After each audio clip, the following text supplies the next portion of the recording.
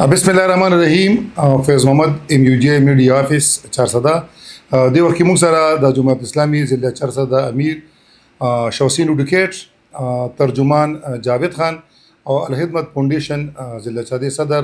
شفیع الله خان موجود دي چې وی MUJ میډیا افیس وزټ راغلی او موږ دا نور به د سره په مختصر الفاظو کې APC چې کوم جوړه شوې ده په چاته کې آل پارټي کانفرنس چې هغه لوډ شیډینګ DHQ هسپتال چارسده او ایس دا سنور منشیات حواله سره غوي چې کم کمپاین شروع کړی دی او ډیر ښه پذیرې هغه ته حاصلېږي. نو په دې موضوع به موږ ضلعي امیر شوسین اډوکیټ سره د سره خبرې کوو. جی بسم الله الرحمن الرحیم. د ټولو ناول خو د محمد زی یونین اف جرنالست او د فیض محمد رورو د غي سره چې څومره دلته ټیم دی د ټولو شکریا ادا کوو. نن مونږ رالو دلته د دې افیس وزټ مو کو ډیر خوشاله شو. ډېر ښکلی یو سیټ اپ دی ماشاءالله ډیولپ کو او څنګه چې دی خبره وکړله زمونږ د چارسدې ډېر زیات مسایل دي او هغه مسایلو حوالې سره د ډېر وخت نه زمونږ خواهش و چې را داسې یو آل پارټي کانفرنس مونږ جوړ کو APC او هغې چې کوم دی نو په هغې په ذریعه باندې مونږ د دې ضلعې دا مسایل اوچت کو دا حل کو او الحمدلله په هغې کې خو یو پیشرفت وشو او زمونږ ټول سیاسي ګوندونه هغه یو پلیټفارم ته رالل او هغې د ټولو همدا خواهش دی چې مونږ د دې ضلعې کمې ستونزې دي کم مسایل دي په هغې باندې مونږ یو مشترکه جدوجهد وکړو. په هغې کې اولنۍ مسله چې کوم زمونږ د دې ضلعې د لوډ شیډینګ مسله وه هغه تقریبا 18 غنټې او 20 غنټې او بعضې علاقو کې 24 غنټې لوډ شیډینګ و. الحمدلله په هغې کې یو پیشرفت وشو. APC چې کوم جدوجهد وکړو چې په هغې کې د عوامي نیشنل پارټۍ ملګري په هغې کې د جماعت اسلامي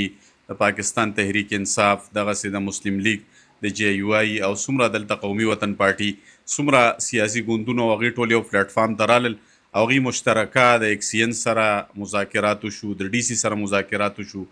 او الحمدلله کافي حده پورې په هغه څیزونو کې بهتري را روانه ده. هغسې بهتري لا نه ده راغلی خو بیا هم څه نه څه یو انیشیټیو واخیستل شو.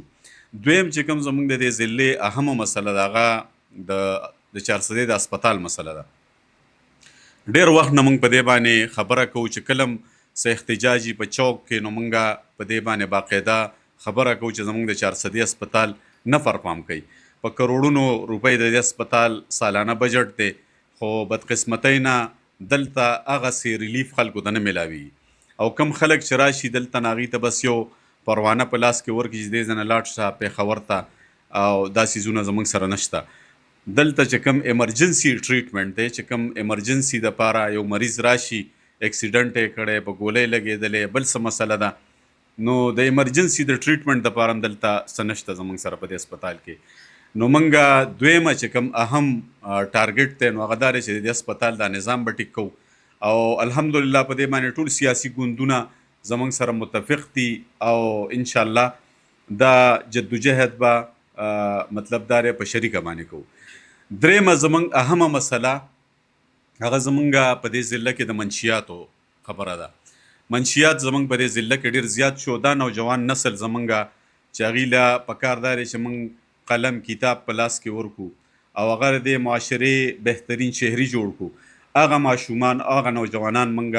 د منشیاتو په ذریعې سره تباه کوو. موږ د دې نه مخکې هم د دې خلاف ډېر جدوجهد کړی. 2 DPOs د دې ضلع نه مخکې هم ټرانسفر شوي په دې باندې چې هغوی نه پرفارم کوله او دا تیر چې کوم DPO دی د ده خلاف موږ برپور اواز اوچت که خبره مو کړله چې بهی دا ستاسو چې کوم مطلب دا دی کارکردګي ده د ایسو حوالې سره د ضلع د امن امان حوالې سره بالکل د نیش برابر دی. اوس دا نوی چې کوم DPO صاحب راغلی موږ دې ته خوش آمدید هم وایو په دې ضلع کې په خیرالی مو ته وایو او دا امید هم دې ساتو چې انشاءالله هغوی به په دې ضلع د امن امان په صورت حال کې او د منشیاتو خلاف چې دا کم زمونږ یو سوچ او فکر دی او زمونږ یو کمپین دی د ټولو سیاسي پارټو په شریکه باندې هغوی د ټولو دا خواهش دی چې زمونږ ضلع د منشیاتو نه پاکه شي. نو زما امید دی چې انشاءالله دا نوی ډي پی او صاحب به په دې کې خپل کردار ادا کوي. په دې ټول عرصه کې زه د ډیپټي کمشنر صاحب هم شکریه ادا کوم. هغې د اے پی سی هرې خبرې ته ښه مطلب درناوی ورکړی دی او چې کله هم ورغلي دي خبرې ښه په غور اورېدلې ده، په هغې باندې فوري اکشن هم اخیستی دی. موږ د هغې نه هم دا توقع ساتو چې انشاءالله مشترکه چې کوم زمونږ جدوجهد دی د اے پی سی د ډسټرکټ ایډمنسټریشن او داسې چې څومره متعلقه ادارې دي که موږ په شریکه باندې د دې ضلع د بهترۍ دپاره کوشش وکړو نو انشاءالله دا زمونږ ضلع به بهتر شي. اخري کې یو خبره زه د الخدمت فاونډیشن حوالې سره او د بنوقابل هم کومه، موږ یو مهم شروع کړی دی په دې ضلع کې چې انشاءالله د نوجوان نسل ته موږ د آی ټي سکلز ورکو او بنوقابل یو ډېر لوی پروجیکټ دی د الخدمت فاونډیشن او د جماعت اسلامي، او موږ دا غواړو چې دا نوجوانان د آیسو نه، د منشیاتو نه، د غلطو لارو نه روباسو، دې ته یو امید ورکو او دا د معاشرې باعزته شهریان جوړ کړو چې دوی باعزته طریقې سره خپل ځان له روزګار کوي او آی ټي سکلز وله ورکړو که دا بار دنیا تمځي چې د دې جوګۍ چې د پاکستان نوم هم روښانه کوي او هلته چې کوم دی نو په غلطو لارو کې مطلب په هغه باندې نه ځي بلکې په ښه طرف باندې ځان له رزق حلال مطلب دا دی ګټي او که هغې کې زمونږ بچیان دي او که زمونږ بچیانې دي نو ټولو دپاره دا اپرچونټي شته. نو زه د ایم یو جې ډېر زیات شکرګزار یم، شکریه م ادا کوم او انشاءالله په دې ضلع کې د حق اواز اوچتولو دپاره او د حق د مرستې دپاره به انشاءالله دوی خپل کردار ادا کوي. زه دوی ته خراج تحسین هم پیش کوم او ډېر زیات خوشحاله هم شوم په دې سیټ اپ باندې او امید کوم انشاءالله چې دوی به همیشه د حق او د سچ چې کوم لاره ده په دې باندې به ځي. ډېره شکریه. کتونکو تاسو د ضلعي امیر شوسي ډوډیکیټ د اے پی سی حوالې سره خبره واورېدې، ضلعي انتظامیې چې کوم تعاون دی هغې حوالې سره او بالخصوص د نوجوان نسل دپاره کوم بنقابل چې آی ټي کورسز دي، واقعي دا ډېر یو ښه کورس دی او دې ته به نوجوان نه صرف تعلیم یافته شي بلکې د معاشرتي بحرانونو نه به هغوی هم وړي. زه د ایم یو جې میډیا پیس ته په راتلو باندې د ضلعي امیر شوسي ډوډیکیټ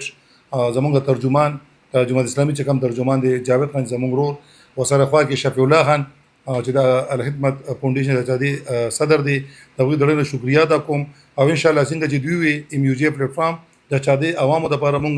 جوړ کړی دی، انشاءالله د چا د مسایل مشکلات معاشرتي بحرانونو خاتمه کې به انشاءالله ایم یو جې میډیا آفیس تاسو سره شانه به شانه ولاړي او انشاءالله داسې د ټولو پارټو مشران به مونږ وخت په وخت راغواړو او تاسو سره مخامخ کوو.